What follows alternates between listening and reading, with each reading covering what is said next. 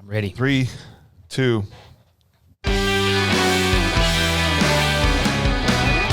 Welcome back to Bad Movies Rule, the worst movie podcast ever made. And today I need you to put a cassette in your cockpit tape deck and kick in the afterburners. We're flying high with Iron Eagle 2. Iron Eagle, the deuce. It's very appropriate. The deuce. Sure. That intro is more exciting than the movie. Thumper. It took a deuce, is what it did. Why is his name Thumper? Yeah, I don't know. Why? Yes. Well, he's a Bambi fan. Well, boys, That's what my wife said. I didn't make that connection because Bambi was too traumatic for me as a child. you know what? What I'd love to do, Charles, is to just not talk about this movie and talk about your issues with Bambi. I think we just do a deep dive on your psychology. I haven't worked it through with my counselor yet, so it's pretty rough. You know what I mean? And maybe it'd be helpful. I don't know. I asked the three of you specifically to be here because we had the unfortunate job to talk about Iron Eagle 1, and I thought... And I don't know if it's unfortunate's the right word. I love that I can't remember if I said that was a good movie or a bad movie that ruled, though. I was going to go back and listen to that podcast. And so when it came up to do the sequel, I'm like, well, I'm going to subject the same people to it, right? We got to do it. Subject's the right word in this case. You picked the right language for that one. Holy cow. Oh, my goodness. I didn't even know this existed until you... You didn't know this existed? Well, I maybe, but I'm glad I missed it. Up until my 45th year four of these? life. Yeah, man. There's 4 of them. Yeah.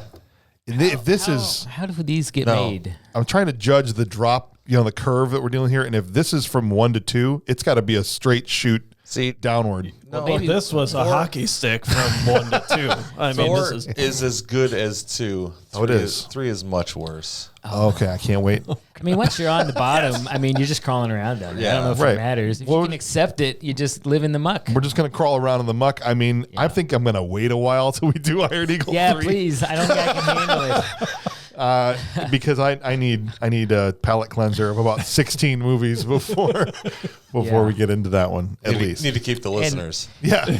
Also that. And they don't even have to be good movies. That's right. So joining us from the original episode, as you can probably hear already, is Mr. Clint Bush, Charles Hewitt, and Ryan Mueller. So other than having recently had to have been subjected to this, how are you guys doing? Awesome. Yeah? Yeah. We are just finishing a rebuild next door, so I'm a little tired. But other than that, everything's going good. I'll have to come in and see it. Yeah, when I went in to get you this Iron Eagle 2 DVD, I saw you operating heavy machinery, and I thought I better let him concentrate. Yeah, I was very disappointed. I would have put you to work. We had plenty of rakes out there. That's the real reason James dropped it off and ran. I got to go. I see an empty shovel. There's work. We had to run this DVD all around town. It was Ryan, quite the process just to see the movie. Yeah, that's so. Yeah, like 2 choices for this movie. Mm-hmm. I had to get the double set, so I have the unfortunate pleasure of having both now. But there is an actual Iron Eagle 2 DVD out there. Oh, problem is, that was $25. That was it. But the problem was with it came from England. So to meet the timing of the show, it was like, we might deliver it like March 3rd. It might be March 30th. Right. We don't know. Well, it's like, I can't take that risk. And it's like, you wouldn't want to miss out on the movie or the podcast, I don't want to get stuck in customs either. Like, okay, Iron Eagle 2. Actually ordering this. Right. What are they? What's drugs, in the case?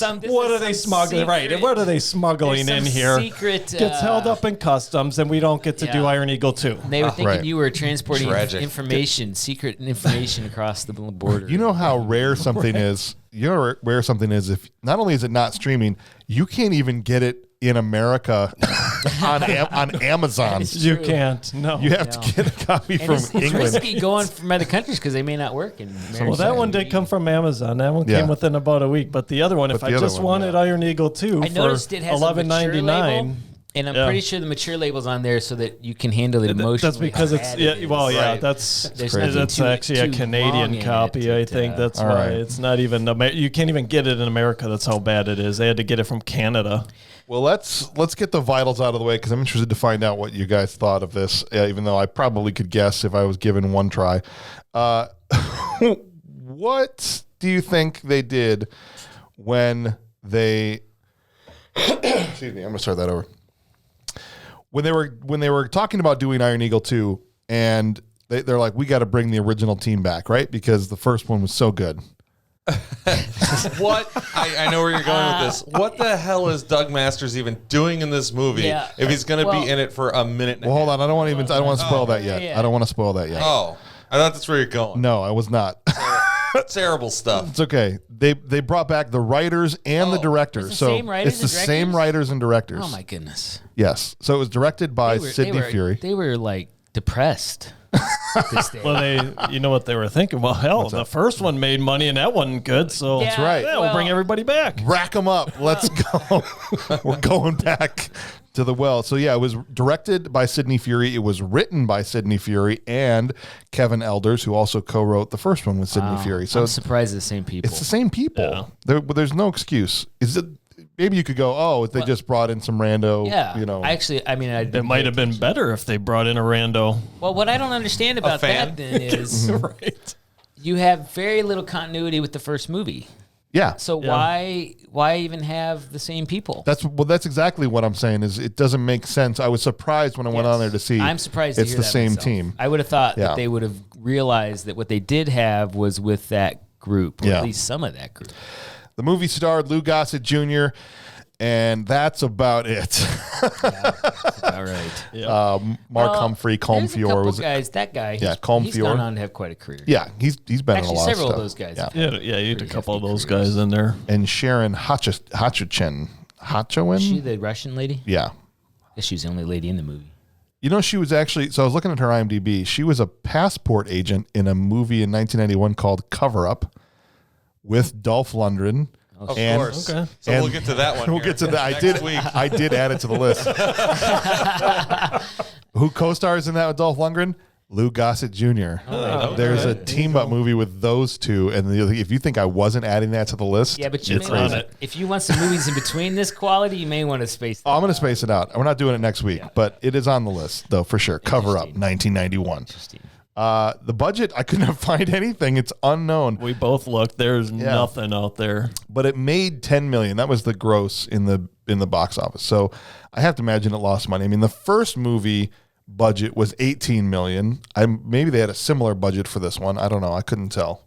Yeah, either way, it lost money. It lost money, definitely. Currently sitting at a 3.8 Yeah, that's bad. on IMDb. I think it's our lowest one we've ever had. Earned it's 3.8. 3.8. 3.8's bad. After this, probably go up to 4. Yeah, maybe. People will watch it at least. Maybe. We have that kind of power now. Clint, what do you think the Rotten Tomato score is? 7. Ooh, it's 0.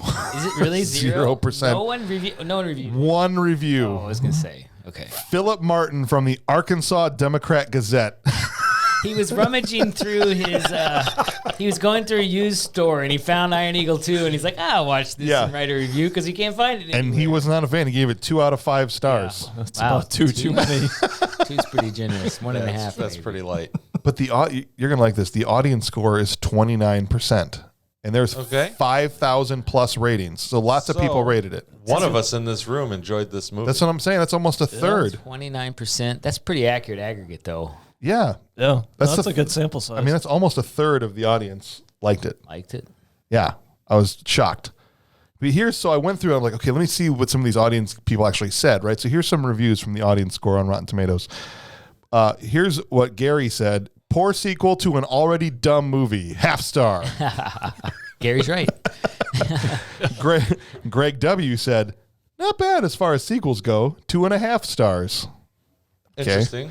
That's what that guy thinking. And then Krista J said, okay at its best, unrealistic beyond belief, but somewhat interesting. This Iron Eagle. Besides, Unrealistic. Cooper is easy on the lady eyes. Oh. 3 stars. Cooper's 3 easy on stars. the lady. Cooper gets 3 stars. Okay. So I don't know about Cooper being easy on, because I don't have lady eyes, but you know, she seemed to think that itself was almost made the whole thing worth watching. Well, she probably picks football teams for their colors too. So Hey. All right. Well, I'm interested to hear, guys. So, was this all of our first time seeing it? Anybody seen this before? I've seen it before. You saw the second one before. I've seen them all. All right, so I've not seen it before. Clint, then going back to it this time, what were your impressions of the movie? I don't know how long it had been since you'd seen it. So Iron Eagle. Yeah. Watched it a quadrillion times, right? This movie here, I watched it once previously. So I've never watched it again. It wasn't good enough. I did find myself snapping back into remembering the movie as it's going. So, I mean, obviously there's some stay power there. I didn't hate it. I didn't love it. It was there. It was on. Okay. It was a movie to watch. Interesting, like they said. Yes, the story is interesting, but it's like, holy cow, full of just fail. Now, Ryan, I know we watched this together, but that was your second time. You subjected yourself to it twice. That's amazing. I did. We should give him an award. You should. Definitely. Congratulations. Yeah. All right. Yeah. Like I always do. I mean, my wife wasn't able to shame me into not watching this second time because I said I got to watch it with James. But yeah, I mean, there's, I was wondering where Gold Leader was at later in the movie. I'll just leave it at that for now. Fair enough. Charles, the whole reason we did the first one was because you were such a big fan of it. I was. I liked Iron Eagle. So I'm really interested to see your reaction to the sequels. So what'd you think? I was very surprised about 3 minutes in. Yeah. And then the rest of the movie, I'm going, why is this happening? I will tell you this. Yeah. I'm not the greatest movie prophet in the sense of I can sort of see what's coming, but I pretty much saw everything that was coming in this movie. And I wrote it down on my notes before it happened. And then I'm like, I had that just to prove to myself that I wasn't playing games. Perfect. So it was super predictable. So which I think is majorly disappointing because the first movie, obviously there's some issues with the first movie, but it's an interesting story, right? You have teens, you have kids, you have passion of a kid rescuing his father. Yeah. You've got all that stuff going on, and then number two is just, it's like a standard trope movie. Yeah. Yeah, I feel this movie, just like the first one, the script is interesting. It could be absolutely used as at least as good bones, but it's like, what the heck, guys? Yeah, I mean, this was definitely the B team group. No, I knew when I was wishing that I was watching Iron Eagle 1 that it was bad. The director put this group together deliberately to sabotage the movie. Oh, it was like a meta. It was like they did. Oh, okay. So people would appreciate Iron Eagle. If that's what happened, it worked because I was not as big a fan of the first one. I think if you go back and listen, and this movie made the first one look like, I don't know, The Godfather. Right. Like it was the best thing it does is retroactively improve the first film. Well, you know what it does. Don't invite me for the review of The Godfather, by the way. I've made it 43 years without watching. Okay, we're not going to talk about The Godfather. You know what it does is it makes Jason Gedrick a good actor. Yeah. Look, which is impressive. The whole thing is brainless and rushed. It probably helped his career. That's what it seemed like to me. Just super rushed and super dumb. Yeah. When you guys were young, did you ever do your homework like on the bus? On the way to school? I was a good student. Okay. Or in the class before. Right. Class before, sure. There'd be a couple times where I would do my homework on the bus, and the bus is so shaky that by the time I turned it in, it looked like, a 4-year-old had written it with the wrong hand. Right. And this is like that, but a movie script. That's basically the way that I equate it. Like I feel like they wrote this the night before they started shooting. Yeah. They're like, oh, we got to do a sequel. Very little passion. Yeah. No, exactly. But you know what? You guys have passion because you're here on our 49th episode, and I appreciate that you've been with us this whole time. So if you guys could do me a big favor, whatever app that you're using to listen to us, leave us a rating. Most of the podcast apps out there will allow you to rate the show, and the more 5-star ratings that we have, whether that's on Spotify or Apple Podcasts or anywhere, are going to help those apps push us out to more people, and so it'd be a great help to the show to do that. If you don't think we're worthy of a 5-star rating, that's great. If you think we're a 1-star show, sorry. If you think we're a 1-star show, send us that terrible review. We'd love to read it here on our mailbag episodes. So just don't leave that review on the app. Instead, send us an email to thisshowIstrash@gmail.com, which is where you can reach the show. And we just appreciate that you guys are listening. You guys ready to dive in? I am. To this movie? Ready as I'll ever be. It's a shallow pool, but just don't jump in. Don't dive.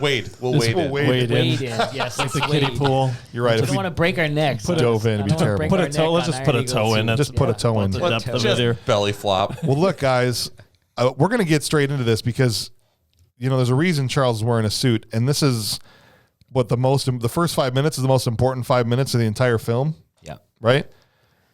Doug Masters, just to set it up, Doug Masters, who was the lead in the first movie, the, graduating high schooler that was, piloting a rogue mission to save his father. Him and this new pilot, Cooper, are flying around in Alaska. Turns out Doug is still an idiot. Absolutely true story. Yes. This is supposedly 2 years afterwards. Would he still be in the Air Force Academy? Oh, I was wondering the time difference there. Who knows? He should have been. Maybe it's fast track because he was Doug Masters. You can't be pulling those kinds of G's in a simulator. I mean, that's true. You can't be pulling those kinds of G's at all. Yeah, I don't think you can live with those kinds of G's. I looked it up. So far, I'm glad you did. I was going to. Mach 10. So a supersonic scramjet. A supersonic scramjet engine was successfully launched from a test range in Australia, and the science team there said that it achieved Mach 10. That's it. Oh, not Mach. That's Mach 10. That's not G's. G's and Mach is two different things. Oh, so I thought they were going Mach 10. No. How many G's he was pulling? How many times the force of gravity? Yeah. But I don't know if a human body can do 10.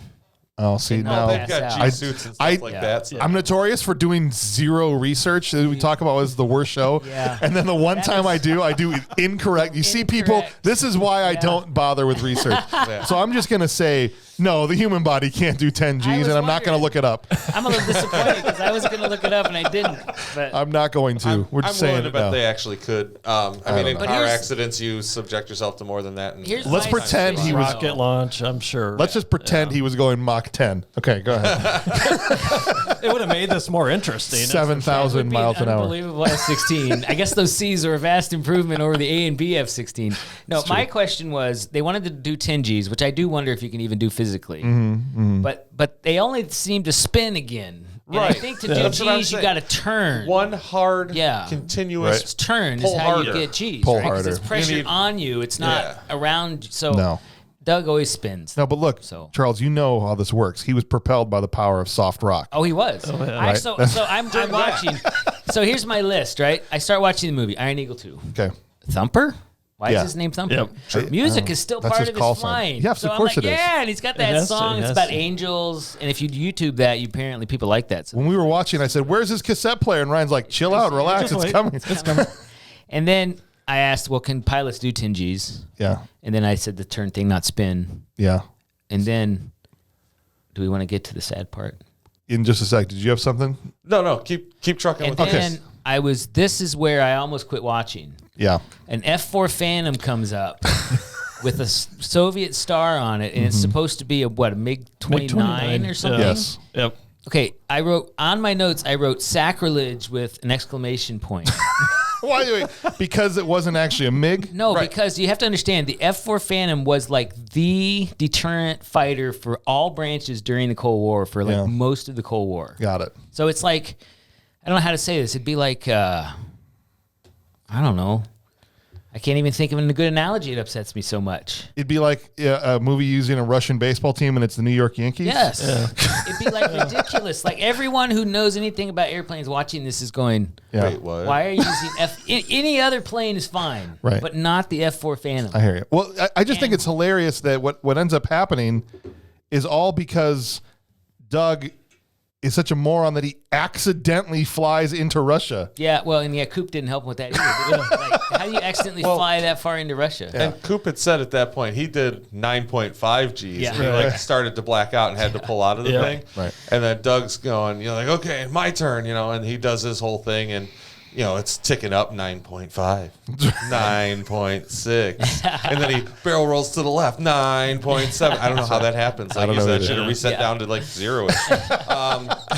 Right. He keeps going up and up and up and hits that 10. And he does his celebration and everything in school. It's like, hey, you guys are in the wrong country's airspace. You might want to. And why wouldn't they tell him that ahead of time? It's like, be careful, you're in the encroachment zone or whatever. But even when I'm doing quotes in the air here, people, even when the MiGs Yes.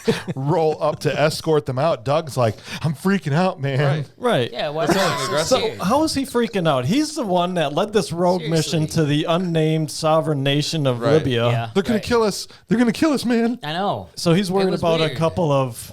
Well, I mean, he's the first one that throws aggressive action. Right.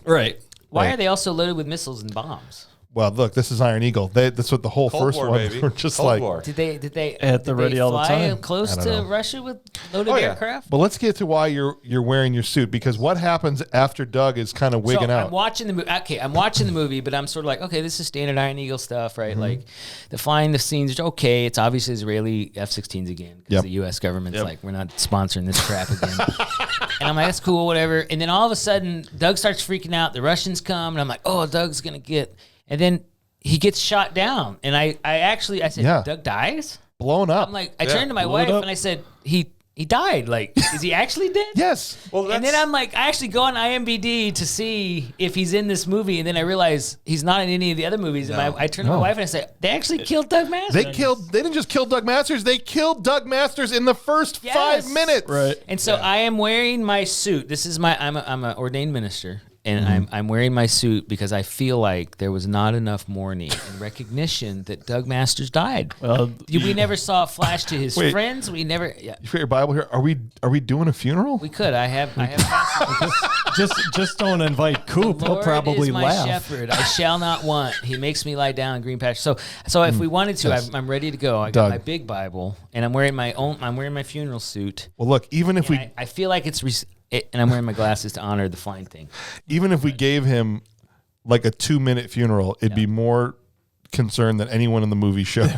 Yes. So there was a half a heartfelt moment there.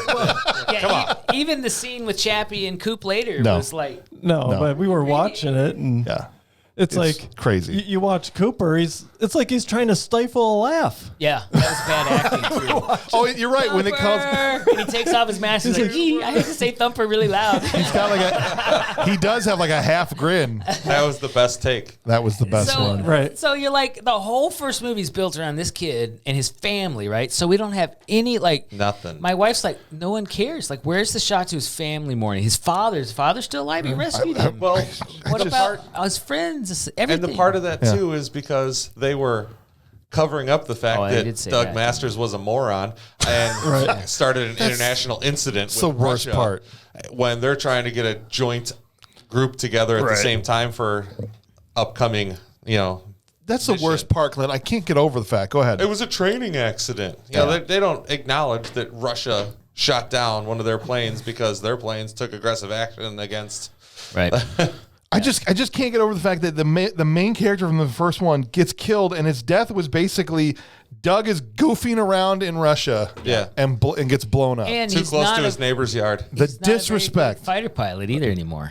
No, apparently not. Or the Russians are a lot better. He made his 10 G's listening to music. They go into combat, no music. That's why he died. That's why he died. That's the reason he died. No music. No for music. combat. His music. He should have put Queen coming back on. Yeah. Oh man. And you know what's sad is that lap tape thing's gone too. Well, here's the other thing is he's flying a supersonic jet. You're telling me you can't just put the afterburners on and get back into Alaskan airspace in 2 minutes? I'm not sure the F-16 actually is supersonic, but I know it's faster than the F-4. Well, but in this movie it was. Far more maneuverable. Right. Yeah, that was terrible. Go back to 10 Gs, man, and get back to Alaska. I was just Go really back to surprised. James's Mach 10G. Like, you don't think... How do you not know that you think of anything at this point in the country's history, you know where the line is to Russia. Well, and here's the how do you fly there accidentally? But I think that we truly have bigger, airspace allotments around most of the country. But Alaska and Russia are really close together. Right. So in the Bering Strait, you have so little room. I mean, the continents are 80 miles apart. Something like that. I can see Russia from my house. I did not. I did not do the research. So if it's 60 miles or 50 miles, I apologize, everybody. My bad. Right now, there's an American and a Russian that have two backyards that butt up against each other. It's That's real close definitely there. not 200 miles on each side, so where you can really screw up. It's just ridiculous.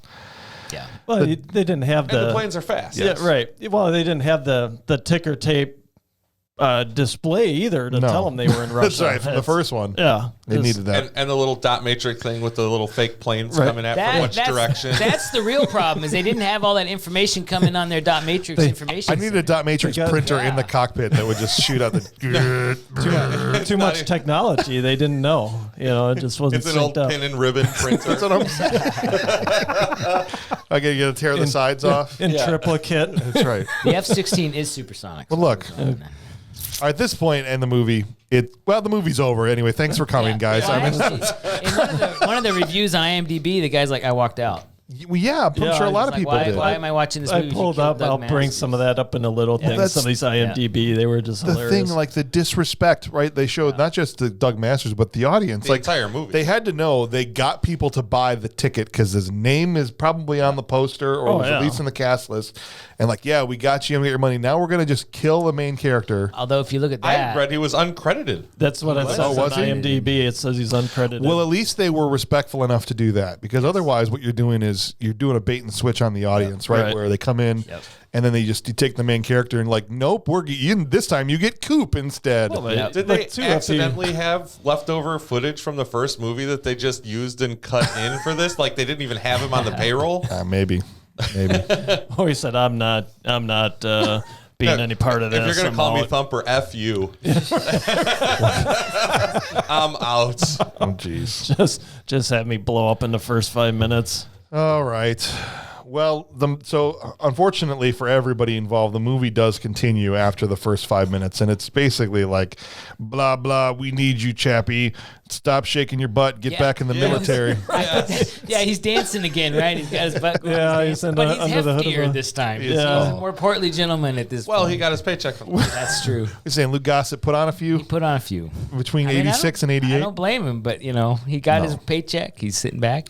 I hear you. It's just a bunch of basically a big expo dump nonsense, like military guys talking about military stuff. We're going to do a thing.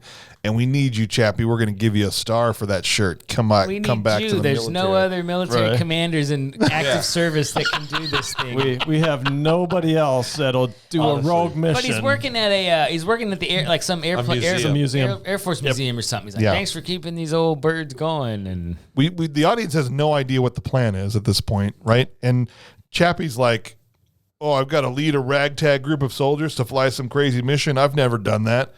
And that's literally what he just did. Right. That's why they recruited him. Right. Honestly. Ish. And so the first of this ragtag group that shows up that we meet is Cooper, who we didn't really get a great look at in the first scene that he was flying with Doug. I cannot think of this Cooper guy with Cobra as a call sign without thinking tires every time. Because there is legitimately a Cooper Cobra tire. Performance car. It is just the most ridiculous thing. Maybe it's just because I'm a car guy, but I guess that could have been a little probably where they got it from. How does Cooper, this dingbat, get to be Cobra and Doug Masters is Thumper? Right. That's a good question. Well, easy. He's not the one that died. That's true. You got to give him automatic credit. Why wouldn't they have shot down Doug Masters with gunfire, disabled plane, he punches out, so they could bring him back like Chappie got brought back? They didn't let that stop them. No. They bring Doug Masters back in part 4. True. I understand that, but I'm just saying, why didn't they do that for this movie? Yeah. He could have just been, hey, we were in the area, heard something was going down. Or does anyone know any of the story as to why Gedrick's not in this movie? No. Well, there's almost nothing out there about this movie that you can find. Yeah. But he was not in the other two either, right? So if you could call Jason Gedrick and see if we can get him on the phone and see if he'll tell us. Happened. I'm guessing that he just didn't want to do it. I'm going to look up his phone number. Either he didn't want to get pigeonholed into Iron Eagle for the rest of his life, or he just hated the script. Or he was busy if he had been shooting something else and could only be there a couple days. I mean, it could be any number of things. Regardless, we have to deal with Cooper for this entire movie. And look, when he shows up, he meets Chappie, and Chappie doesn't say anything about Doug. No. No one cares. Not even Chappie. No, he doesn't. And how do you prove that you're an idiot in the first 2 minutes of showing up? He's on an Israeli airbase, okay?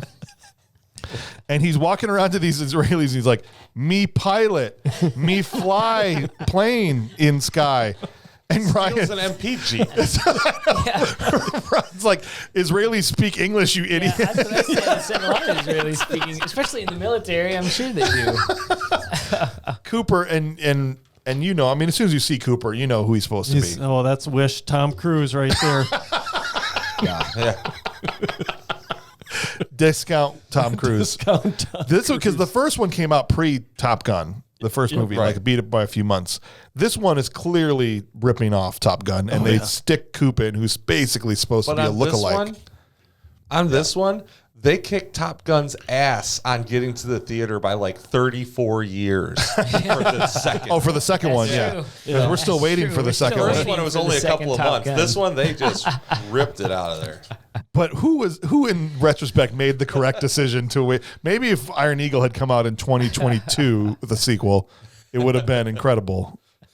Lou Gossett Jr. is still alive, I think, isn't he? He's like 80. Yeah. Wheel Chappie's butt out here. Yeah. Let's do number 5. That's right. Chappie, we need you. We need you. Russia has invaded Ukraine. We'll give you a 4-star rank now. No one else can do it. We have literally no one in the military. That's something I don't remember. Does he get a star? And does he get a promotion in every one? Oh, well, I don't know. But if he doesn't, he's going to get one in the new one we're making. That's right. So, yeah, Coop wastes no time setting himself up as an idiot. And so the first question I'd ask to Ryan is, why send the biggest idiots in the Army on a super important secret mission? We find out. Which we find out. Do find out. But I'm like, these are the guys that we have this very sensitive mission, and here's the guys. Yeah. And that whole scene with the water and everything is just so like... that's not how sprinkler systems work. That's a thing. But usually the team intro scene is like, when we Deep Rising and however many ones we talked about where they do this, let's show how much of a badass all these guys are. But this first scene is like, let's look at how big of a moron everybody is. And I don't think you'd have non-coms and officers in the same living quarters. You wouldn't have all these branches. Oh, look, they've got a major saluting a captain over and over again in this. So they've got all kinds of weird, not correct things. It's really odd. Like it just seems so... Like I wrote it and know nothing really about anything in military. I'm just like, all you know is together to fight jets. Yeah, pew pew planes. That's basically. It's like and they got to be misfits, so they have some sort of conflict in character development. I'm like, so the big dude, you're an Army Ranger. Aren't you supposed to be in better shape? Well, here's the thing. The fattest Army Ranger in history. Right. That's an enlisted man right there. Yeah. The other thing though we can say about it, his name was Downs. Aptly named. Okay. Oh wow. Well, there was Fatty McRanger guy. There was Mr. Chip on my shoulder. It was the I'm afraid of canyons and I paint pictures guy Bush. Yeah. Then can I say one thing on the pictures? I think the first picture. Well, the only other guy I want to introduce is stereotype New York soldier guy. Yeah. Right. Yeah. Which is in every one of these movies. Right. Well, I'm just from the Bronx, and I thought he was one of the best actors. Go ahead. Okay, so the picture thing. Yes. The first picture you see, what was that guy's name, the major? Bush. Yeah. So his first great picture, guy. His first picture is of a guy riding a bomb. I think that's an homage to Stanley Kubrick's Doctor Strangelove, which I like that. Yes. I thought that was good. The picture things he did, I thought was pretty cool. Yeah, those were cool. But it's just... But he's a terrible, he shouldn't be there. And why is guess what? None of them should have been there. He is claustrophobic in close terrain. Aren't you in a... The cockpit's tiny, right? There's not a lot of extra space. People with claustrophobia are not allowed to become pilots. No. Right. Well, we do find out later that was in his medical record. That's what I'm saying. He never would have been cleared to be a pilot. To even be a pilot, let alone, hey, I've got all this training and got this far and I'm pretty decent, but I just can't fly. How does he get to the rank of major? That's pretty high up in the It's higher than Cooper, and he's saluting Cooper when he walks up to him every time. Yeah, he's a minor major. He's got self-confidence issues. Oh my gosh. Well, so we meet the Americans, and then the MiGs, again in quotes. The MiGs show up, and everybody freaks out. Oh, we're under attack. The MiGs. Yeah, what was that? They're really dumb. Is what my notes say. These new pilots are really dumb. These like I said, dumb. This Downs guy just yelling and screaming. He's the most annoying thing. It's like, could you mute one character in a movie? We need the technology to just turn off one character. The only thing I know the actor from that played Downs is he was the grits guy from My Cousin Vinny, the guy that saw the two people coming out of the sack of suds. Sure. And he cooked his grits in 5 minutes. 5 minutes. That's right. He did a lot of stuff. Yeah, he did tons of stuff. There was another big one he was in. But his characters, they're like, you need to be like comic relief, goofy, but also serious kind of guy. And totally useless. Yes, pretty much. Right. But so the Russians show up and we find out that the mission, the whole point of this is because they needlessly withhold information at every turn in this movie, is that the Americans are going to team up with Russian soldiers and we're going to do a joint mission to show that they can work together. Right. Is this some kind of PR thing, I guess? Yeah. Well, I thought maybe the idea was, it's this unnamed... Oh, gosh. We have another unnamed nuclear power. Iron Eagle loves these, unnamed sovereign nations. Generic Middle Eastern sovereign nations. We do know the geopolitical issues that Russia has quite a bit of influence in the Middle East. So perhaps there was some wisdom in saying maybe if we attack together, we show these people we're not taking sides. Right. Everyone is opposed. I just love that they never want to label these countries, and then they show us a map. Like, we can't read a map. Right. Like, Iron Eagle, they won't know where this is. They're idiots. And like they had like the flag on there. It's Iran. Iran, yeah. It's like clearly some form or fashion of the Iranian flag. It's right on the border of Iran and Iraq is where they show us the map. I wasn't ever convinced the Russian flags were 100% right either, actually. Well, and the whole thing is there's a nuke there, right? And so this is, they got to take out the nuke. Yeah. And they were going to just nuke the place, like the Russians were just going to nuke it, or America was. And they're like, well, that would kill a lot of civilians, so we're going to try and, send in the ground team and you guys can blow up the base. And we'll get into all that later. Yeah. But I don't, we know how to, sorry. What I'm wondering is why they never want to name the countries in these movies.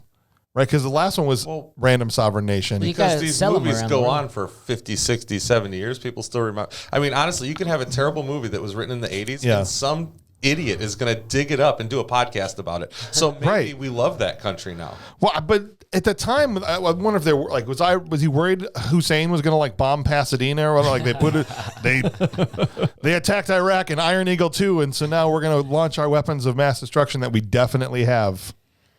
They want to sell it there. No. Oh, they're worried about the Iraqi film market. Yeah. That's got to be huge. Well, hey, when you make a movie like this, you're looking for all the markets you can find. $40 is $40, Each theater going to bring in a couple dollars.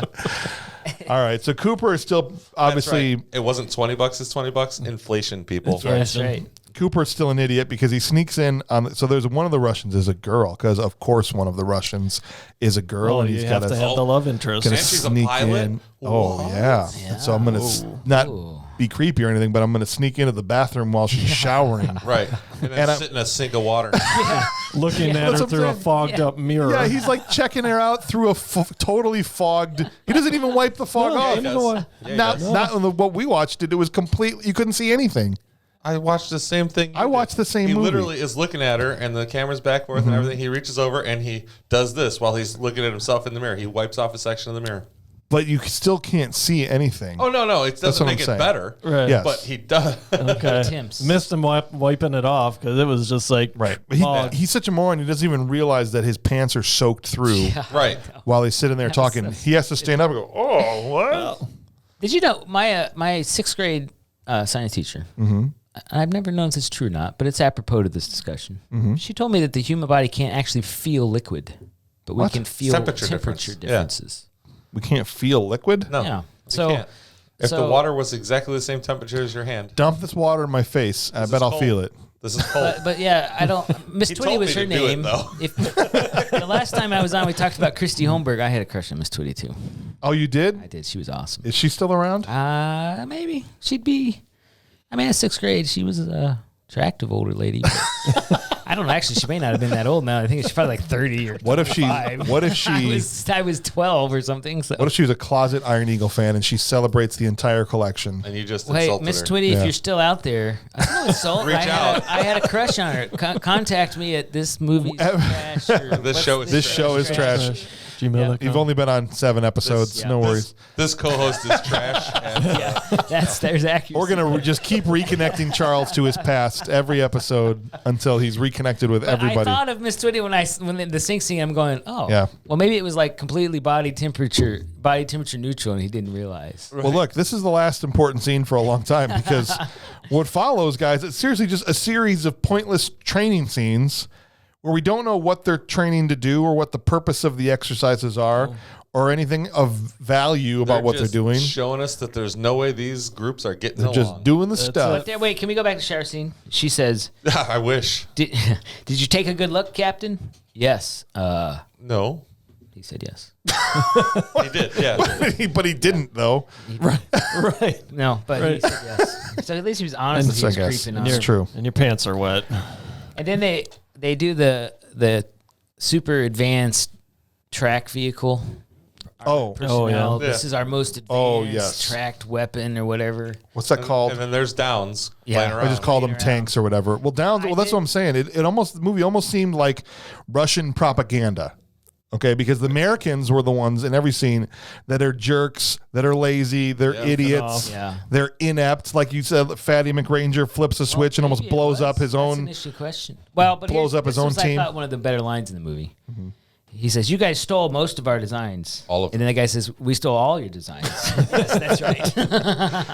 Right, but then he almost blows his own team up. Yeah, right. Yeah, he pushes the button and he shoots all that. Like, what's going on? But in every scene, the Americans are the ones painted as the aggressors or the. Well, it was it still was a Cold War, right? Yeah, still was a Cold War. 88. So we're getting close to the fall of the Berlin Wall and stuff. So, and then Coop, realizes that Yuri was one of the dudes who shot down Doug Masters. Yep. And so he attacks him because, of course, he should, on principle alone. That's Doug frickin' Masters. And Chappie breaks it up, defends Yuri, and still doesn't care that Doug is shot down. Right. I mean, they talk about it for like a minute, and he's just like, "Oh, he got shot down, huh? Yeah, that's how it goes in the biz." That was my first. First prediction that Yuri was one of the pilots that was flying, and I had that right. And then he gives him the weak speech over Doug's death. Well, and it's like, would they go see instead of they could have probably cut out recycling one of the training missions, and thrown something in there, like. Because it was almost seemed like they were going off to get a beer or something to talk about Doug Masters. Yeah. Right. But they never... No, they go get a beer and watch a super blurry flashback from Chappie's life. And Chappie's like, I knew it had to be something like that. Got caught behind the Russian lines and they had to cover it up. And then he's like, how do I get over it? And he just says, you just have to get over it. You get used to being involved in cover-ups. Yeah. You stick with old Chappie long enough. Doug Masters. I know. He was like a son to me. Oh, you can tell. He was really broken up. So that's why I'm wearing the suit. I think Doug needs more honor, and we need more respect for especially from Chappie. Especially Chappie. At least from anyone in the movie. Oh, from his best friend. I mean, he's laughing. Yeah. You know how much Cooper sucks to have to make Doug Masters retroactively seem like an awesome character? I mean, literally, in the next scene, I wish Tom Cruise is, the Major Bush, great guy, the painter guy, he kind of loses it in the canyon, and so Cooper's like, all right, I need to give him some great insight here, right? Some great leadership. Sometimes we all get spooked. That's why God created adrenaline. All right, you good? Pat him on the back. All right, go get him. Go. Get back in there. Nugget of wisdom from what I do Cooper. when I start feeling that way is just go ahead and imagine you're in big, clean air, big blue sky. Wait, what? Right, just keep flying forward, which, Just keep swimming. Keep swimming. And then there's they're flying formation in the jet wash scene, just like Goose and Iron Eagle. Yeah, in Top Gun. Top Gun, yes. Yep. There's even a couple times where they happen in the first portion. Didn't he kind of jet wash and flame out? That's right. During the Doug Masters, that's why he was too far out of position to help him out. Oh yeah, maybe it did. So that's twice. Yeah, but he was very impressed that the Russian lady could get out of the jet wash. Yeah, that's not easy to do. I did it, and that's really hard. It's hard. More idiocy. They, more nonsense montaging and more idiocy. They try and stuff one of these tanks into the back of a C-130. without, I mean, I feel like a measuring tape could help you out in this situation. I feel like it fits easily. It probably does fit easily. If they weren't going up the right side of the ramp, if they tried the middle of the ramp, perhaps, that would have helped. You know, there's not a real big turn radius on those tanks. You might have swing it out a little more to get it to the middle of the ramp. And then later, they're fitting fine inside there. So, like, what is the point? Not only that, they can turn all the way around in there because they pull it in straight, and when it pulls out, it's coming out straight. I don't understand that scene. Right. Like, well, that's where actually, I had a question. That's earlier. just to cause tension. That's all that's when they shoot the guns accidentally. I'm asking myself, well, what kind of movie is this? Is it like a comedy? Is it supposed to be a drama? It doesn't know. And then you have stupid things like that, like. Well, we know it's not a drama. They didn't care about Doug Masters getting killed. Masters. No, nobody was going to avenge his death or anything. I mean, Thumper. Hashtag respect for Thumper. And that's going to get that trending. Like, the whole major having trouble with like claustrophobia. I thought of Hot Shots. Wasn't there a guy that had some sort of problem in Hot Shots that he got the yips or whatever? Yes, he got the yips, and they're like, this was a serious movie. I know, but I'm like, that guy's gonna die just like that guy in Hot Shots. Well, that's exactly what happened. Dude. Yeah, because I could predict it. So, like he's a terrible pilot. So are we up to the point now? Are we up to the point we can talk about? They're in the canyon. What does that remind you of? Oh, all these training exercises. What does that remind you of? Star Wars. Exactly. Yeah, they're doing a trench run. Yeah. I'm like, where's the X-Wings? Bring on the X-Wings. Come on, Gold Leader. It's ridiculous. It's everything from this movie is ripped off. There was dialogue pulled straight from Top Gun in the movie. And I would have been like, as an actor, there's no way I'm doing these Top Gun lines in this movie. No. But they're making money. None of them had enough pull to have any say in anything. They're all B and C actors. You read the script. Maybe that's how they ended up with Mark Humphrey. Yeah, seriously. They had Mark Humphrey as Cooper because, everyone else read the script and was like, no, this is Top Gun. I looked up his what he's done. Oh, it's all television. It's all B and C stuff. Yeah. This is his first movie. He'd done a lot of TV.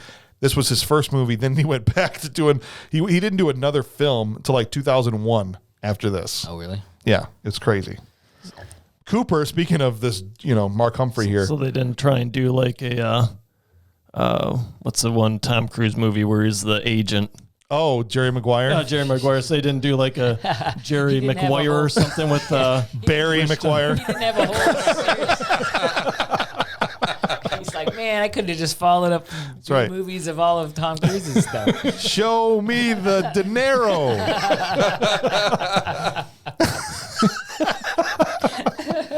It would have been incredible. It's a lacrosse player. You kind of complete me. That's right. It's a European lacrosse league.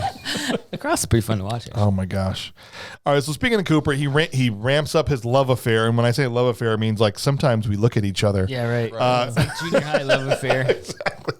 And she asks him, and I wish they had said this, but she goes, "Why must you play?" Let me start over that. I'm a better actor than she is. Why must you play the cool American pilot? And I just wanted Cooper to be like, crap, was I supposed to be playing a cool American pilot this whole time?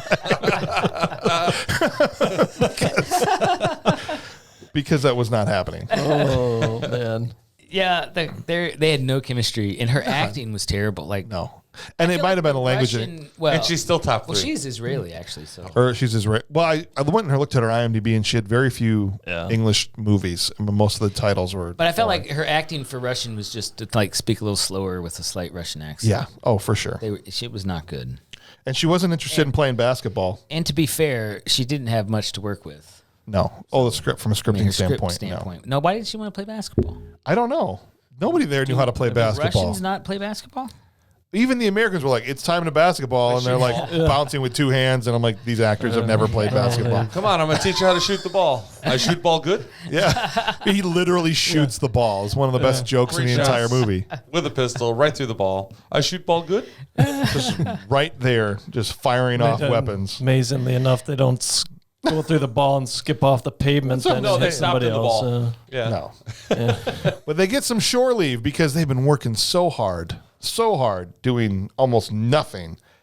And he starts macking on Russian Kelly McGillis, right? Yeah. Which is basically what I was calling the lady. Yes, she is. She even had the same hairdo. The kids say the great value, Kelly McGillis. Yeah, that's right. He kisses her, and like some sort of evil Russian leprechaun who's summoned by awkward kisses, Yuri just like appears. Yeah, just what's there. that? Yeah.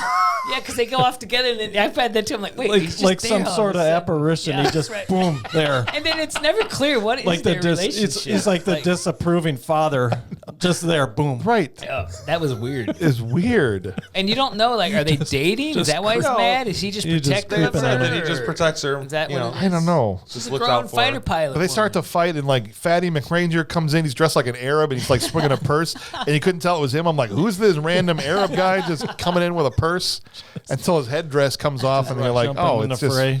it's just him. And then I didn't understand that what's the African American pilot who's really good, but what's his name? Mr. Chip on my shoulder guy. But he buys the the New Russian York guy? guy. Yeah. Well, there's shirt. the other New York Yeah. guy, yeah. He buys him the shirt, and he's like, it's some famous shirt from some guy. Arnold. Arnold's It shirt. was Arnold. That's Arnold's Would shirt. Arnold's shirt make this movie any better? Oh. Not his shirt, no. And then he sees the other shirts in the market, and he's like, what? I love the whole bit with, oh, those this are knockoffs. this is Arnold's shirt. I was like, yes, like just keep mentioning people I'd rather be watching. It takes me out of it for a minute, and I appreciate that.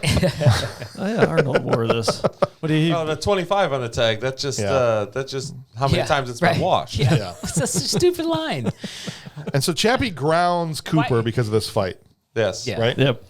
And Well, I had a note here saying Yes. one of the issues with this movie is like there's supposed to be tension, right? But there's no reason for it. It's like all of a sudden it's Because like, the okay, girl- It's all you guys well, need that in that tension. case, yes. You But need most of tension. it's so not. then something happens, you're like, oh, there's tension. But Yeah. you're like, it all seems very disconnected and like not. No, because they flowy. generated in each scene instead of Yeah. running a thread like a good screenwriter does Right. of building tension through multiple scenes. It's whatever that scene needs, they generate within Right. that scene and then dissipate it Is before that the why next it's one. so weird? And That's why it they're- seems and yeah. feels so yeah, choppy. because you're like, oh, they're getting along, it's going fine. Then all of a sudden there's a fight. And they're upset trying to about do something. it through like some slapstick comedy Yeah. type routine Yeah. too, with the tank and the Yeah, it feels that Flying that way elbow. because none of it's earned. right. Wouldn't you think that Russian military personnel and American military personnel, even crappy ones, would be a lot better at fighting than what we have just seen? Well, that guy's an Army Ranger, and he's like, legitimately "Ugh," with Coming a in purse. with a half flying elbow with the Yeah, I would just think that they'd be better at connecting a couple of punches, something. It was like a cat fight. Yeah. good time. Just, Yeah. they should have pillows. I mean, just It did directly lead to respect. Cooper being grounded also directly led to Bush's death. Yeah. Right. Because- the terrible advice he gave. right. My God, the best advice was pull up. No, just imagine Well, that yeah. everything's cool and keep going. Just imagine the blue skies. So He's he's like, I'm going to go a little faster. I'm going to go a little faster. keep going faster because it's blue sky. It's wide open. And Coop isn't there to talk him down. His friend, though, he's like, hey, Straight you're into the going a wall. little faster. Yep. Experienced guys. Like, Or into a cliff, rather, not a you knew that wall. was But coming. Yeah. I had that too. What was He's it, gonna Yuri? die. Yuri was the Couldn't pull out the Bush was the guy that. no, the other. Yuri Lebanov. So Yeah. Lebanov gives him that little speech though before they go up. It's like Yes. a grounded pilot, whatever, no honor or something No, like that. yep. And I know something of that because your F-16 bullet put one of my buddies in a chair and he can't fly anymore, Right. grounded. Yeah. I wasn't the one who killed Doug Masters, so now they're buddies. Now, Yeah. now we're Yeah. tight. Now- But even though he was there, I was there. he wasn't the one that shot I him didn't down. shoot the missile. And shoot the You didn't tell him to not shoot the missile either, though. Yeah, right. Let's hear the radio chatter of you going, "Stand down!" I Right. bet that wasn't Yeah. there. Right. He was just him chuckling, probably. And so then you Some kill reason. Bush because you need like something sad. Well, and that's Yeah. but that's the thing. It wasn't even sad. Like this talking about something being unearned, right? It kicks in after Major Bush crashes into the cliff, and you get this like soft rock montage kicks in, and this big emotional tribute to the Major, and the song's playing. And looking at all the pictures. Well, I know I won't be coming round, and it's like the slow fade in on the caricature. I'm like, I'm sorry, no one cares about this character. no one cares. Where's about Doug you. Masters' character? Well, he doesn't get a didn't freaking get a soft rock montage. montage. Montage. Right. Bush does. They're like trying to pull on your heartstrings, but you can't do that if you've never made us care about this They person. never developed him at all. All right. No. What we got to do is we have to basically cut the scene of Doug dying and go to the soft rock montage, and we'll just put that cut together to make it whole. In honor of Doug Masters. In honor of Doug Masters. I've never seen a character treated so callously and coldly before. And Major Bush, the picture guy, gets a 3-minute, song and tribute. Montage. They're all sitting around his bed. Yeah. Yeah. Go flipping through them. Yeah. Oh, hey, this one's of you. Oh, it's really And is cool. And is that the catalyst then for the general guy to come and say you screwed up, you can't do it? Yeah, so that's when we find out. And I framed you and set you up to fail. Yeah, the answer is my original question is why, if you have a super sensitive mission, you need, the worst soldiers ever. Bringing morons. Is this general didn't want that mission He right off the bat. fail. In the initial, wanted it to fail? No, he wanted in the initial conference he did. where they talk to each other. He's like, I don't want this. Why don't we just, send in the strikes nukes and go? It appeared the Russians agreed with that, the other top general guy. Yeah. Right. But the But the Russians sent Russian competent commander people. They did. They did. And where he basically wanted to show that Russians and Americans couldn't work together, and so sent in his worst guys to sabotage the mission. Basically. I guess if you'd had terrible Russians and terrible Americans, they might have gotten along. Maybe. But Chappie's pissed when he finds out, right? Well, he's got the file. Right. With the proof of, because this should have never been. This guy should have never been. Why do didn't we have Chappie look this at those guy? files when he was putting the team together? Right. He just learned about his team. Don't you get those files before? Isn't that like the first thing you do? All the research Chappie has ever done in the past was brought to him by teenagers. That's true. He did true. not That was his best teenagers research to team. bring him intel. He needed those guys. He was a little old rusty. He hadn't been doing it in a long time. So I'm used to working with kids. kids. Last time I did a secret mission was with teenagers. They tightened up the security on all the intel places on the base. Right. So And so he finally goes into Chappie mode, right? He walks into the bar where there's a Chappie, there's like his counterpart, his Russian counterpart, which is like Vardovsky, right? Is the Russian leader. I thought that guy was pretty good. I thought he was good. He was sitting at the bar, and Chappie walks in, and what does he do? it's not an Iron Eagle movie unless he slaps a jukebox. That's right. Yeah, he does. He hits it, turn it off. He's still got it. That jukebox was in a lot better state of repair than the one from the first movie. Even the music around or anything. Even the music knows to shut up when Chappie comes enters. in. And he comes in and he talks to his, the guy leading the Russians, and they're having a beer, and he's like, Vodka. Well, Yeah. vodka. He's like, rogue mission. Yeah. Show up. Yeah. Right? It's kind of my thing. This is what I do. All right. Unsanctioned missions, right? Into enemy territory. But we're going to do it without intel from the kids this time. That's right. What is the best way to motivate your group of misfits? 2 Uzis. live round of ammunitions, fully stocked Uzis. Tell them to shoot each other. Not only that, then you take them from them and just start waving them around. Just The whole Well, speech. he was waving them around from the beginning. So Chappie gives this motivational speech. Sorry, Charles, I'll get you a sec. Chappie gives this motivational speech that basically ends the Cold War. Okay. Right. Yep. And during which he's got 2 Uzis, and he's talking with his hands the whole time. At one point, he's like pointing at a guy like you would normally, but there's an Uzi in his hand, and I'm like, this is the reason they're all listening to you. I wanted to go back to Air America. Pardon me, sir. Is that an Uzi? Yes, as a matter of fact, that is an Uzi. we were expecting Mel Gibson to come out and give us a Uzi commercial. When Chappie and the colonel guy or commander guy are talking, I said this movie is basically Major League. It is. Yes. Sabotage so that you can do something else that you really want to do. And I'm like, so twice I've had references to Hot Shots now and Major League in this movie. Those are And this is supposed to be a comedy. Those are bad callbacks in a movie like this. But do you think generally, if a guy's waving up a couple of Uzi, People are going to listen. People are going to listen, right? That was the best moment in the movie, though. Best speech, best. Oh yeah. Yeah. Come on, shoot each other. Don't you know how to kill the enemy? Right? He finally went into kind of Lou Gossett Jr. 22 goddamn years. Well, it would have been 25 goddamn years. It's 3 years later now. So he would have updated his. That's right.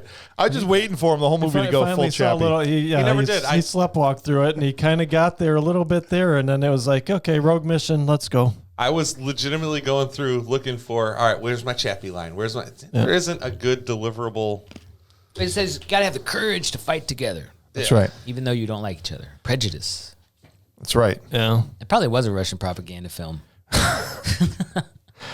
It also helps when you're waving around 2 Uzis. Everyone's going to listen and nod and go, yes, sir. Or, no, we're right on board, right there with you. Please don't kill me. And then we're all going to take our patches off. Could you please stop talking with your hands? Yeah, no. And then I didn't know those patches were Velcroed on, so I learned something. No. Yeah. Why are they Velcroed on? So what was the purpose of that imagery? Was that we are no longer Americans and Russians? We're no longer enemies. We're one group, or we're a new group. I guess it's okay. Well, would you want to be if legitimately your higher up commanding officer put you together as a group of misfits together specifically to fail, and you just found out that information? It's like, well, F that guy. Yeah, that's true. It's true. Right. And it made a nice closing scene background. And so all the patches on the sand. I'm excited to finally get to the final mission here. Yeah. And the plan, as you said, Ryan, was basically the trench run from Star Wars. And we're not exactly kidding. What it was. Let me like bring on the X-Wings and TIE fighters. Let me lay this out for you. And I'm not kidding about this, guys, if you haven't seen the movie. The purpose of the mission, they have to fly through the trenches and shoot a missile into an air duct that will trigger a chain reaction to destroy the entire base. Sound familiar? Yeah, that's true. But before they can do that, a ground team has to go in and bring down the deflector shields. That's pretty much true. Before they can go in. Sam missile. I'm just saying the anti-air missiles. I think by that point I'd given up on the movie and had stopped thinking about it. But this is legitimately the same as the Return of the Jedi run on the Death Star at the end. Absolutely. Because that one you had the ground team trying to bring down the shields on Endor while they're making the run in, shooting into the air ducts or whatever. I couldn't they didn't even care. They just lifted it straight out of Star Wars. Dude, there's 15 movies here put together. Every scene was a different movie, and it was going to be a trivia game, and we were supposed to figure out which scene was which movie. Charles has the most out of all. That's what I'm saying. They're writing this on the bus on the way to set, and they're like, I don't know how you want to end it. Star Wars ending? Star Wars ending? All right, we'll do the Star Wars ending. Yeah. Let's go. Right, replace the X-Wings with F-16s. It was at this point. TIE fighters with MiGs.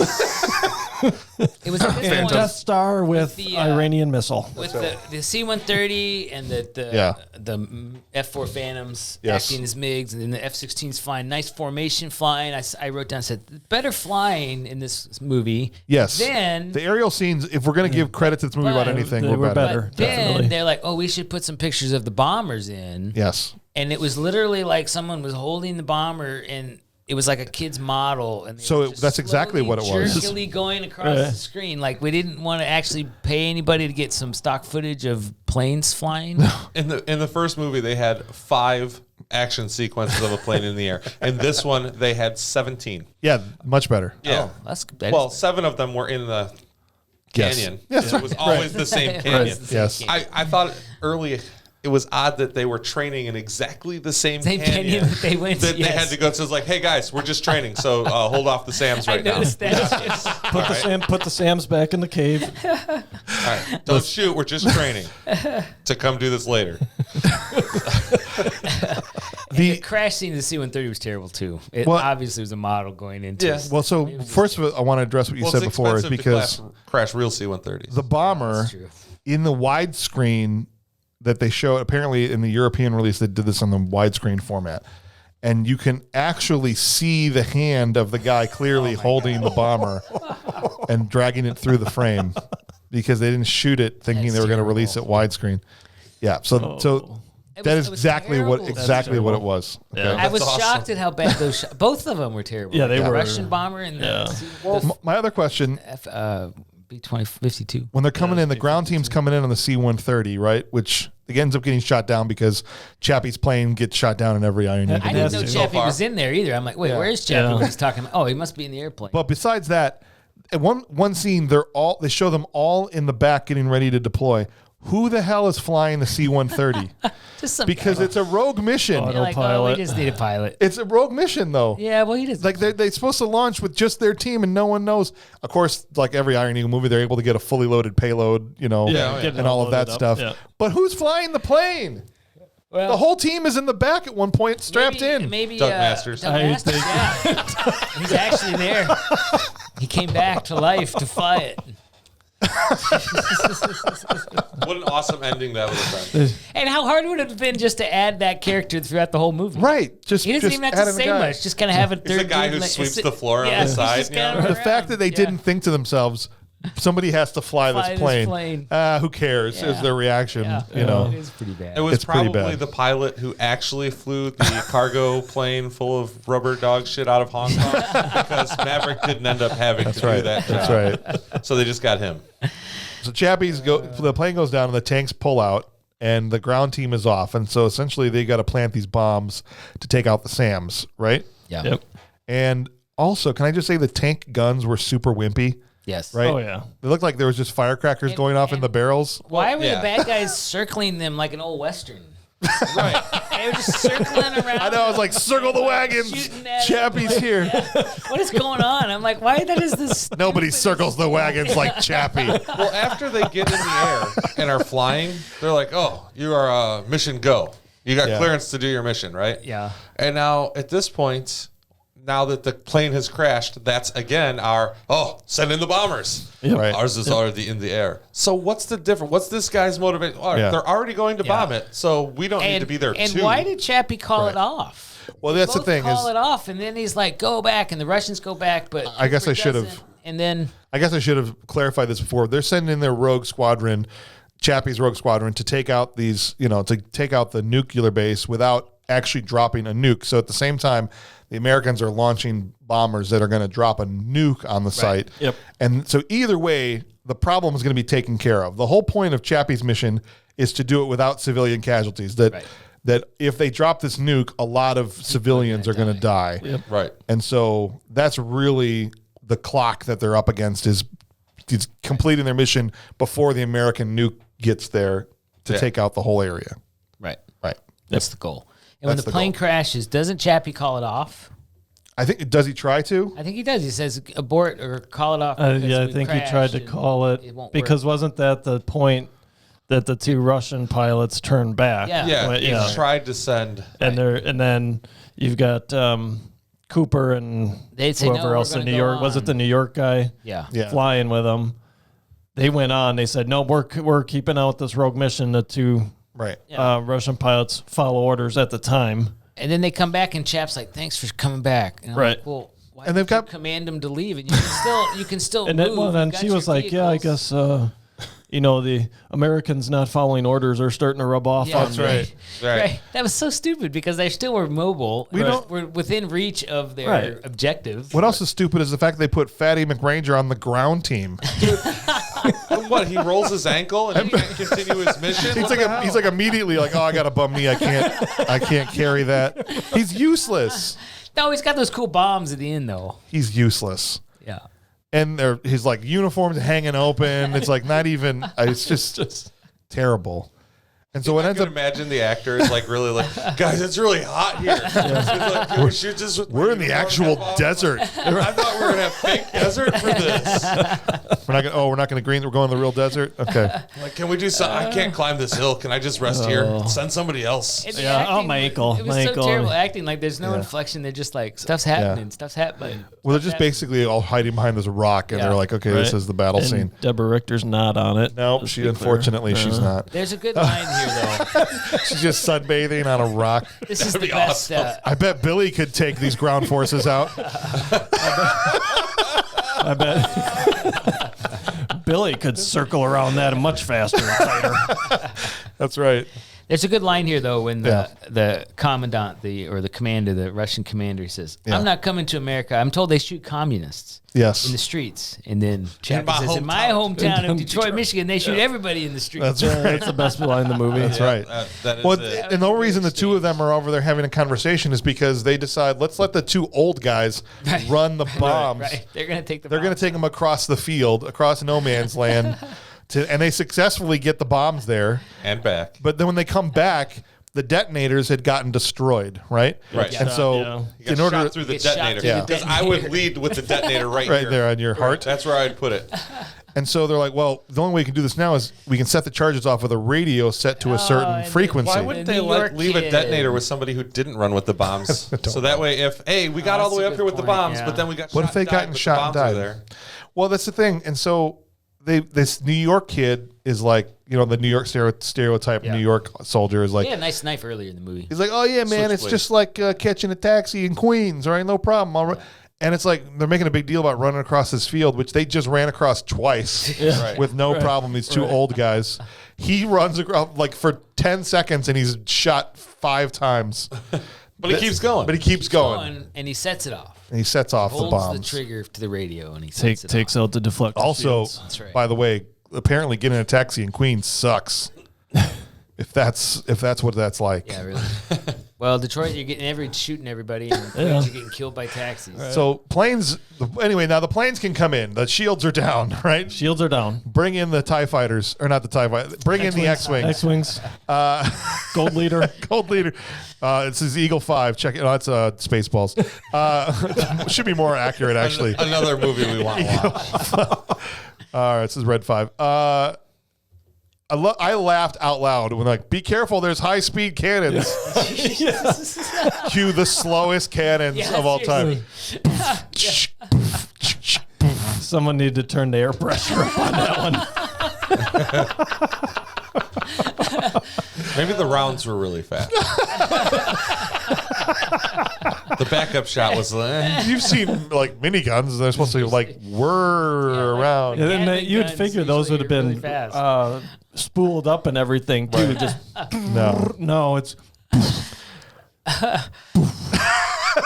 right. But then you don't have to call them in the script high speed cannon. You just say careful. There's cannons. Right.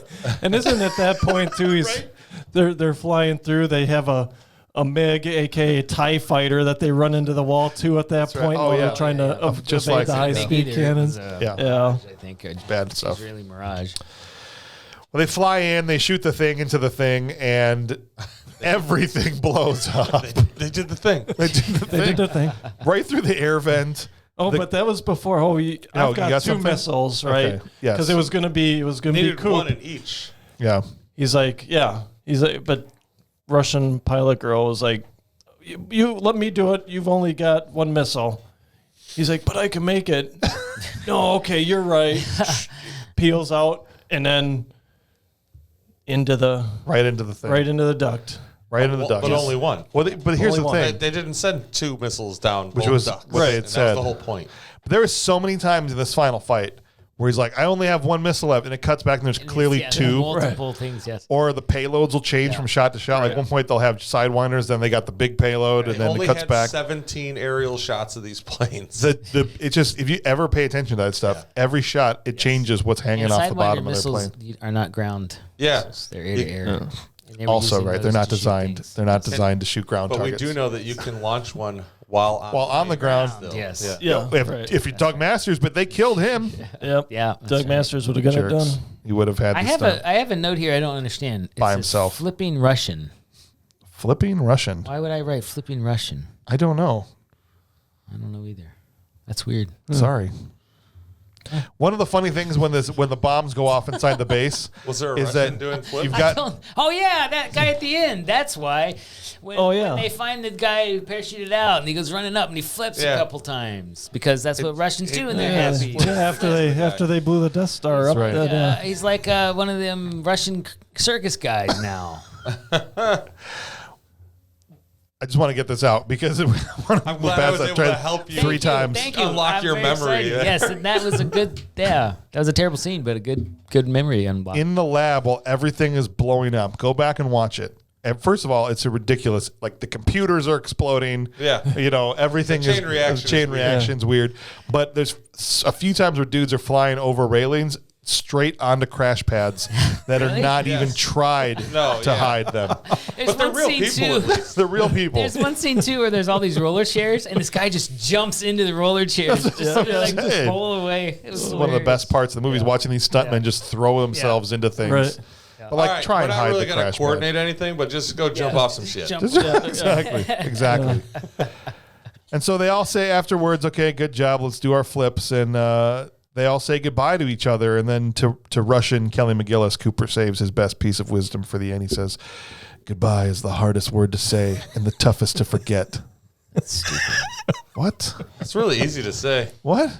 Bye. That's almost. We know a lot of ways to say it later. That's almost Buckaroo Banzai quality. I know it's bad. That's the end of the movie. So it's a bad movie. Wait, no, because they're going to Moscow on Tuesday. One thing. We are going to see you again on Tuesday. He's like, what? Yeah, I forgot. Oh, you didn't tell you didn't tell her. So I'll tell her. It's a bad sign on IMDb when the goof section is longer than the trivia section. Yes, the goof section is longer. Yep, there's a lot of goofs in this movie. And there's also lots of little things to enjoy. So if there's something that you've got on your list that you missed and you were watching the background instead of the foreground like me, tell me what you thought of the little things. Anything that... Two things. Miscellaneous, yes. I actually thought this was pretty clever. Okay. And well done, but never followed up with in the movie. Okay. Could have been a source of a thread of conflict throughout. Yeah. That could have made it more serious. When the Russians come into the room and he makes the joke about the color of the insignias. Yes. I thought that was a very nice, subtle, racial undertone. Like, that was very well done, I thought. And that was good. It was very well done on the first portion and stuff like that. And then Chappie goes through, and then they just really heavy-handedly walk through oh, hey, look how you guys are more into the lighter colors. And then it's like white person, white person, white person, white. So that part there was maybe a little... But that could have been like... Okay, but then they drop it after that. So it's never an issue anymore. So I thought that was good. And then I mentioned just a moment ago, maybe didn't hear it, the switchblade the guy had was cool. Oh, he had a switchblade? Yeah, actually, automatic out the front was pretty nice. When the Russians first come in and they sit down on the other side of the aisle, because that's how you build teamwork, is you segregate everybody. Yeah. It helps. Because they even mentioned that they're going to alternate bunks, right, yeah. So that they're not left side, right side. But no, let's go ahead and sit down. He leans over Tubby with his switchblade. Yeah.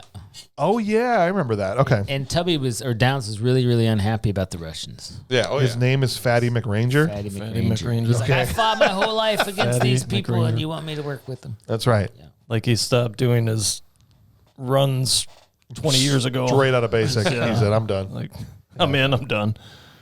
Anything else, guys? I think my favorite IMDb review title is I'd rather have a root canal.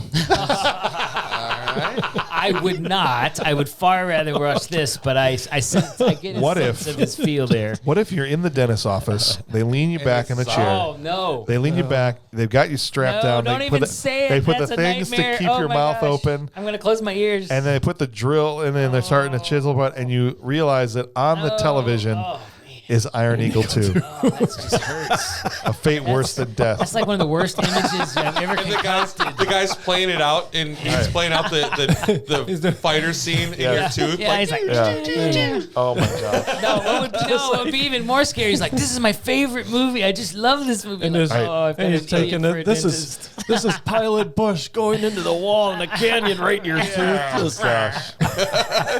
High speed cannon time. That's right. It's a high-speed drill. It barely turns. All right, guys, we got to give some awards to this movie. We're contractually obligated to do it. We have to do it, and it's going to be hard, but we're going to try. And as always, we start with our Will Patton Award for intensity. And I know last time we did Iron Eagle, it was unanimous for Lou Gossett Jr. I don't know if it'll be the same this time. I have somebody different, but I'm interested to hear what you guys think. Who would like to start with the Will Patton Award for intensity?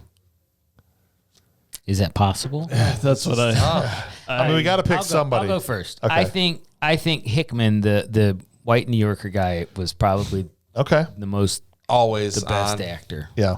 His character was consistent. He brought what he needed. Well, this isn't the best acting award. No, but as far as like, I don't think there's the best actor, but but I think his intensity, he stayed character, and it was like actually pretty good. Okay. All right, respect. Yeah, he was the smaller? Yeah. He was the Queens guy that got shot. Because weren't they both? There was like the taller black guy. He was a New York guy too, right? Sure. Yep. Yeah. The shorter, the white guy.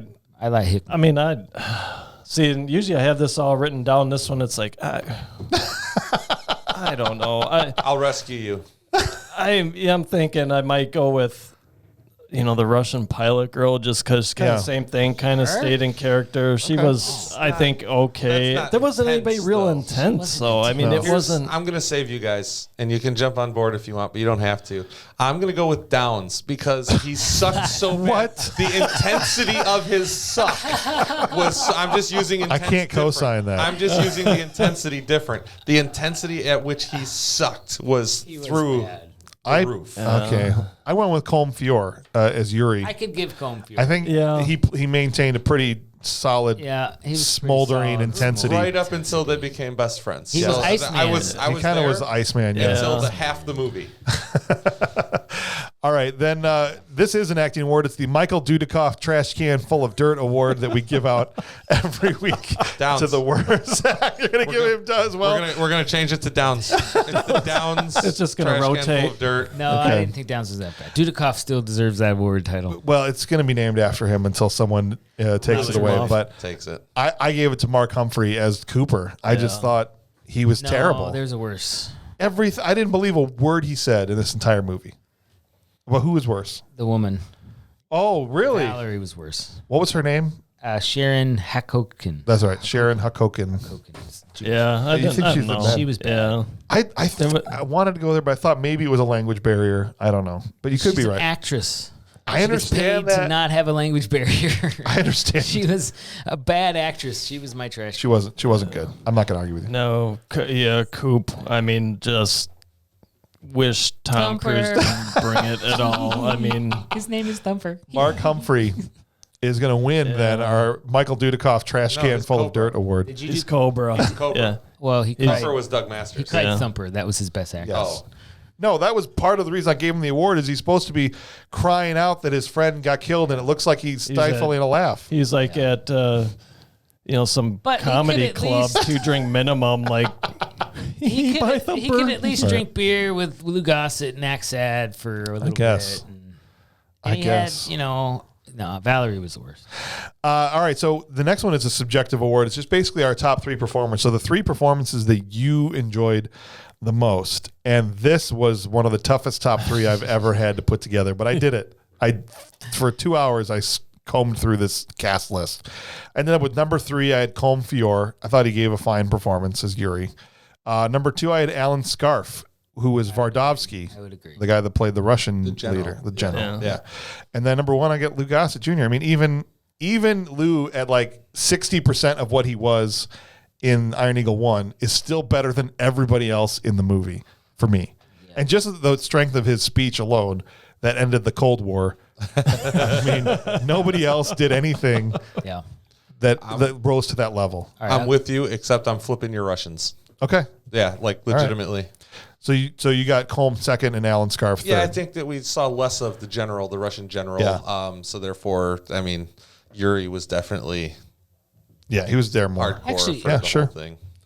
I was just thinking I could have changed my intensity award. Could have been the American general. He was pretty intense. Oh, he was. But my top. You want to go? I guess I'll go. So I'll go. Yeah, Yuri, Lou Gossett Jr., F4 Phantoms, posing as MIGs. That was some pretty stout acting. That's it, right there. They could have been trash can. That was the best. So guess who's going to win? They could have doubled up. That was the best performance in the movie. That's my number 1 as well. That F4 played a MIG? Playing a MIG, yep. As hard as that was to watch, I was like, hey, they're standing in and they're doing honorable duty. The old girls can still fly. So, who were your other 2 then besides the F4s? I had... I'm actually embarrassed to have one, so I'm going to skip it. I thought Vardovsky and Lou Gossett. Lou Gossett. All right.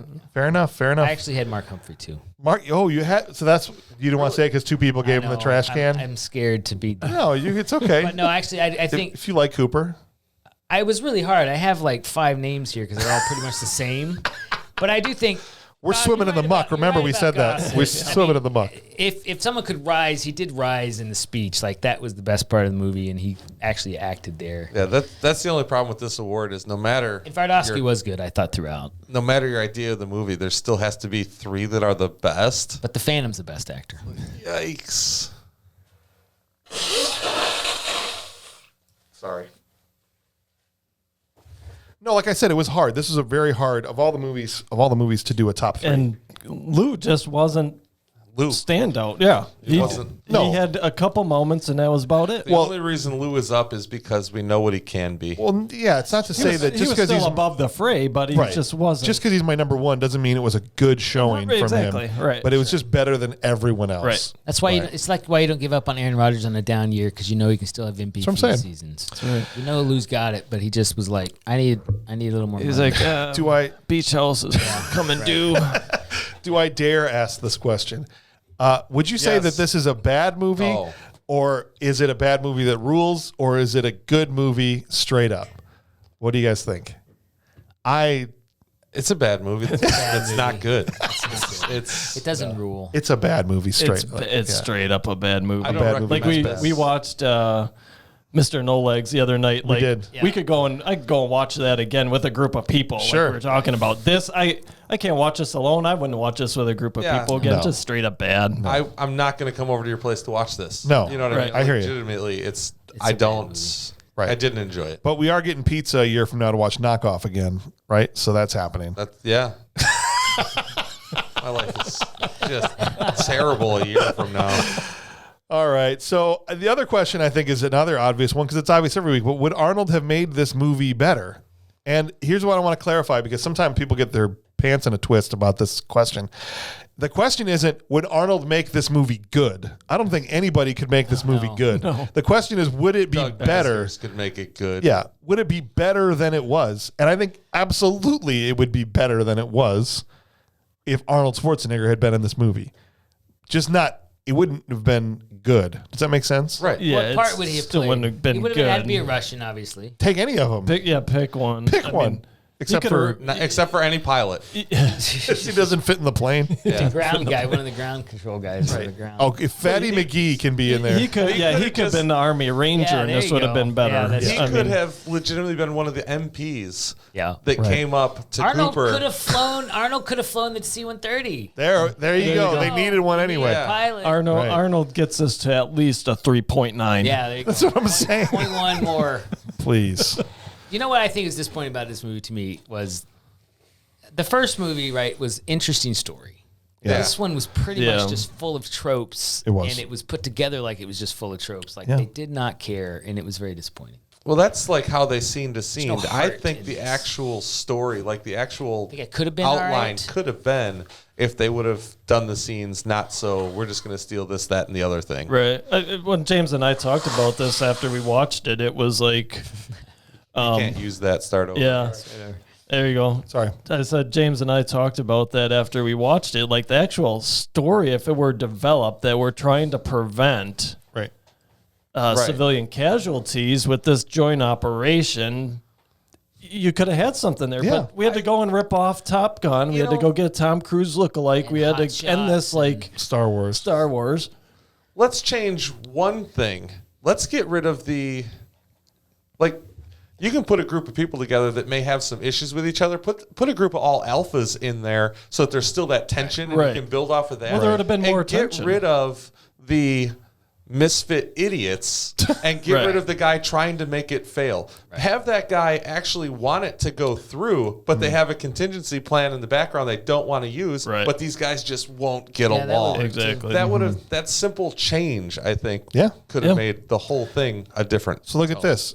4 nobodies in a room just wrote a better version of Iron Eagle 2 than the creators of Iron Eagle 1. And you could still have had Doug Masters in. If Cobra had been the one killed and Yuri was there, you could still have that tension in between. And it would have been... Or if he got shot down, but parachuted in and was able to get picked up, and right when all this bad crap happens and they lost this guy and they were going to scrub the mission and everything, he shows up and actually rallies people around with Chappie. What if he was like just hanging around?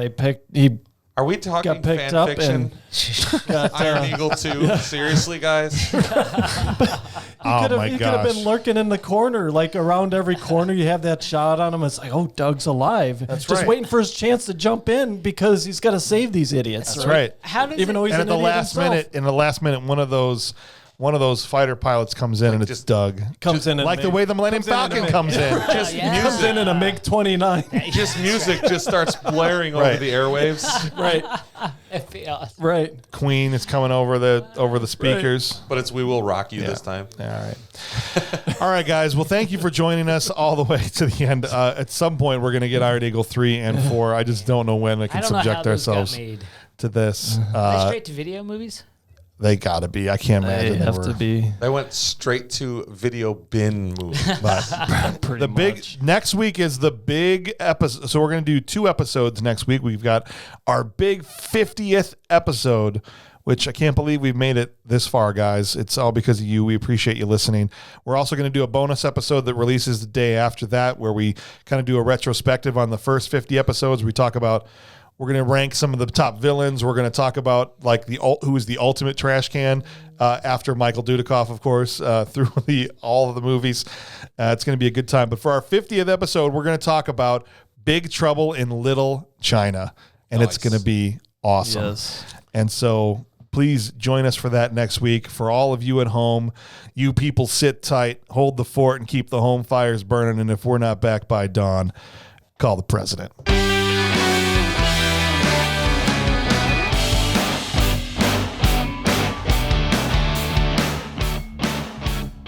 I can't think of anything snarky to add here. I know. Because we close it with a Big Trouble in Little China line. Yeah. What else needs to be said? Gotta love the Pork Chop Express. Jack Burton.